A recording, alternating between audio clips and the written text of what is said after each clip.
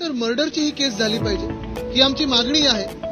कारण hit and run तर एक गोष्ट आहेच, पण त्याच्याही पुढे जाऊन आता ज्या काही गोष्टी लोकांसमोर येत आहेत, मग सीसीटीव्हीचं फुटेज असेल, जे काही पोलिसांनी आपल्या समोर आणलेलं आहे की फरफटत नेल्यानंतर पुन्हा एकदा गाडीत चालक बदलले आणि परत त्यांना उडवलं गेलं, ही मर्डरची केस आहे आणि ह्याला मर्डरची केस म्हणूनच ट्रीट झाली पाहिजे ही आमची मागणी राहील. दुसरं म्हणजे हलगर्जीपणा ह्याच्यात झालेला आपल्याला दिसत आहे.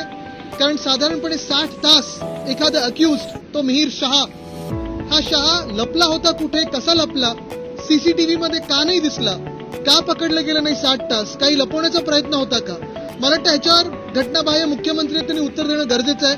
आणि आम्ही पूर्णपणे आज विचार करत होतो की जर हे पकडले गेले नसते तर आंदोलन छेडायचं की काय, पण आज नशिबाने हे पकडले आहेत. पण आज माझी मागणी हीच राहील की नुसतं हिट अँड रन नाही तर मर्डरची देखील केस या मिहीर शहावर टाकली पाहिजे. बघा, मी पहिल्याच दिवशी सांगितलेलं पोलीस स्टेशनमध्ये की मी कुठेही पहिलं राजकीय आरोप करणार नाही.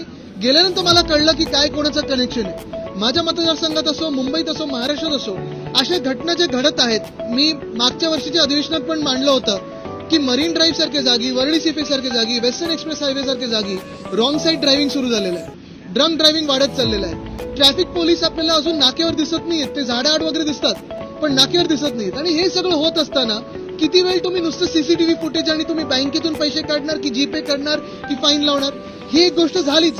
पण दुसऱ्या बाजूला ही सगळं कृत्य करून तो व्यक्ती पळू शकतो, तो शहा पळू शकतो.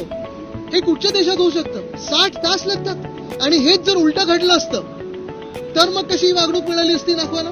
पोलीस खूप चांगलं काम करत असतात, दिवस रात्र मेहनत करत असतात, पण गृह खातं आणि गृह मंत्रालय, गृहमंत्री काय करत आहेत ते का स्वतः उत्तर देत नाहीयेत, ते का बोलत नाहीयेत?